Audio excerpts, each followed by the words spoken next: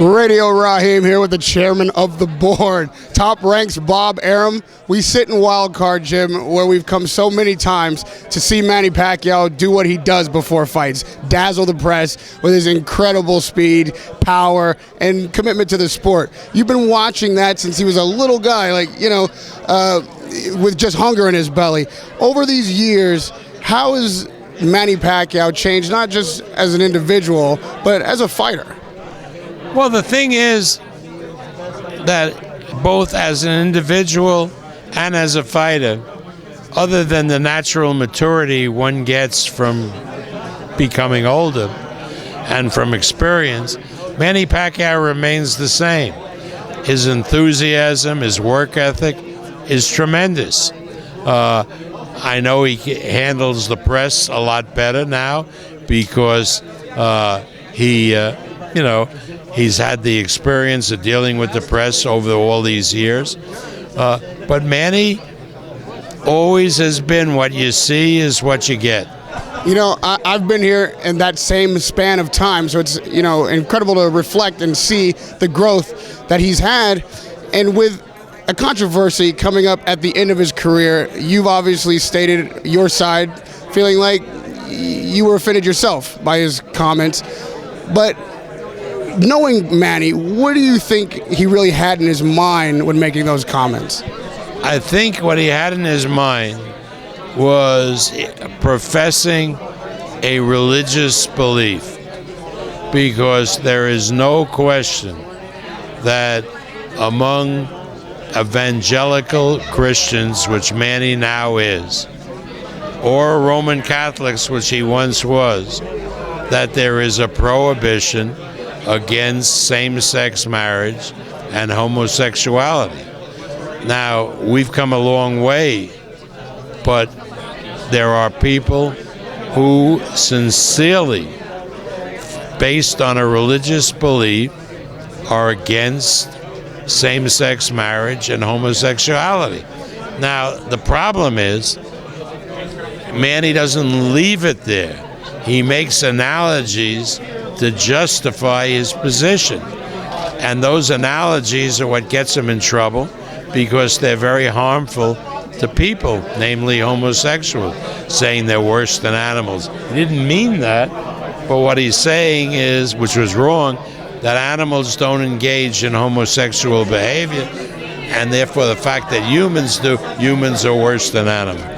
But first of all, the premise is wrong, because we know, the scientists tell us, that there is in the animal kingdom quite a bit of homosexuality between animals, And also, he gets into trouble because he hasn't been trained to be a religious spokesman when he quotes Leviticus as justifying his position without realizing, or maybe he does realize, Leviticus is the Old Testament prohibition against homosexuality, which says that they're to be punished by man, they're sentenced to death, and the blood is on their head.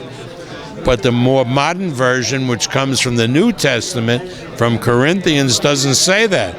They says that homosexual behavior is a sin, but it's to be judged by God.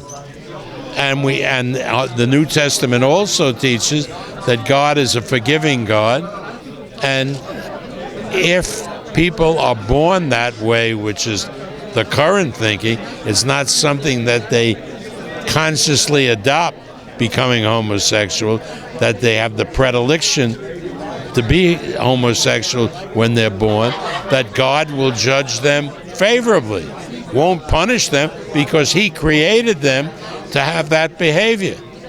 Right? Makes sense. But again, Manny isn't equipped to articulate that because he isn't trained along those lines. Your experience, obviously, you just laid that out in incredible detail. So you're well versed, clearly, on scripture. But your experience for the last 50 years has been in business. And you've been in business with Manny Pacquiao a long time and seen him be generous with many media outlets, generous with many different sponsors, and lending his name to things. To see the backlash after these comments, do you feel at all, if betrayed is the right word, by these institutions that are now backing away from Manny, backing away from the fight, and criticizing him? No, because if it's a company like Nike, they have a business to run, and they have, I assume, many customers who happen to be homosexuals. And they would be throwing those customers under a bus if they didn't speak out. And the way to speak out was to take their sponsorship away from Manny. And I think that was perfectly justified. I don't think that Nike was wrong in doing that. And also, I think that people who represent the gay and lesbian movement should speak out. I mean, that's what that's what they're formed to do, to speak out and to say that what Manny said was wrong. So we got to be more tolerant of each other. I mean, we got to understand this from an intellectual situation. We can't just get mad at people who react to what Manny said and take steps to deal with it in their own way. I mean, at least that's the way I feel. For me, it's a terrible distraction, because I should be talking to you about left hands and how good his punch is with the right hand, and not this gay business. And we're going to get to that right after. This is the last question on this topic, but being banned from the Grove, having the relationship with Jimmy Kimmel and not being allowed to do this show, which has been a tradition before his fights, is there anything that you feel Manny could or should do to try to mend those fences, or do you not feel that crosses a line either?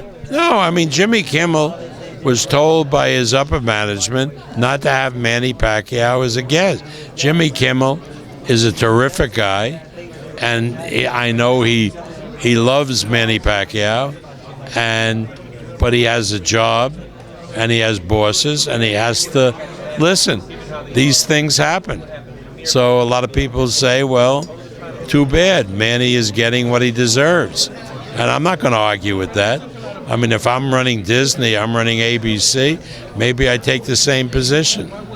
Now, turning to the action in the ring, finally, we've got Timothy Bradley taking a third bite at this apple, Manny Pacquiao. He won on the cards the first time, but many fans feel like he didn't legitimately get that victory.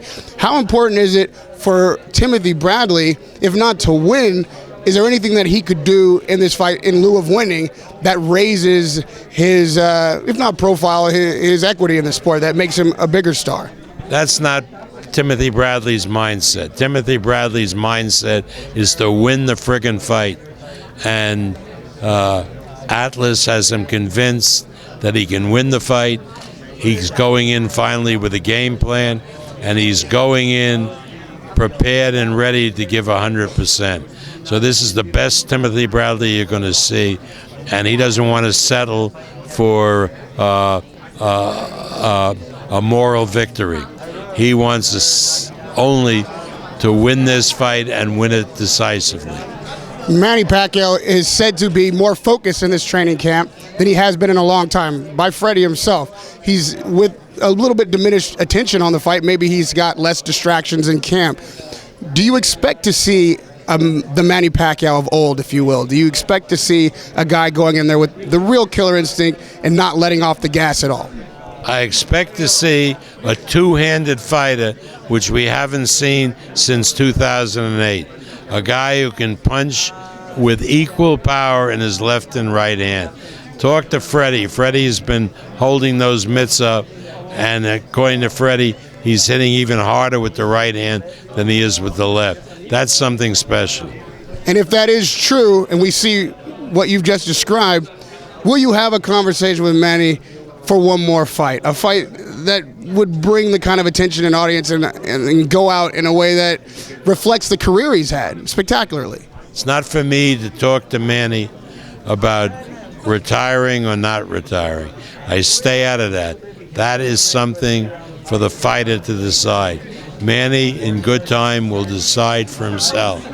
If he says to me, Bob, I want to continue, I want another go at it, then I'll recommend potential opponents for him. But I'm not going to tell him, hey, Manny, I got a big fight, don't retire. That's not my role, and I don't want that on my plate. That's not going to be my responsibility. This is a dangerous business, boxing, and these fighters have to decide whether they're going to retire or not retire on their own. They're the ones that know best. They may not do what their instincts tell them. They may go back into the ring when they shouldn't, but pretty much fighter will know deep down when to retire. And lastly, Bob, you've not spoken of retirement at all. With 50 years in the game, you're obviously got to be looking out for Top Rank and looking out for the next superstar to take this mantle. Right now, as we sit here, who do you have in your camp that you feel like is most likely to wear the mantle of Top Rank and be your premier fighter? Well, premier fighter, we have a number of candidates. On this card, April 9th, I have 3 great young Hispanic fighters, none over the age of 25. Gilberto Ramirez, who can become a real superstar. He's fighting for the super middleweight title against Arthur Abraham. Oscar Valdez, undefeated fighter, 2-time Olympian from Mexico, who will be fighting Gradovich, the former champion.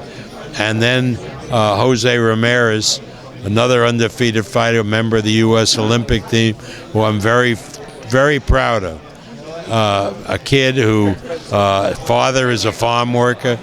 He's been a farm worker from the time he was 14 years of age, picking peppers in the field. He's sells out arenas in the Central Valley of California, and he'll be on the card in his first 10-round fight. Those 3 guys, and then some of my other fighters like Terrence Crawford, Jesse Vargas, Jesse Hart, and others. I mean, there are plenty of guys ready to take the mantle. You've got a deep stable. You've just listed a lot of them.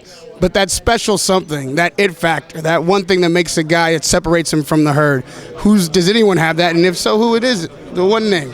Well, let's see on April 9th. Let's see what Gilberto does with Abraham. Let's wait till June to see Felix Verdeo, the great Puerto Rican, be fighting in April on Unimas, and then in June on HBO.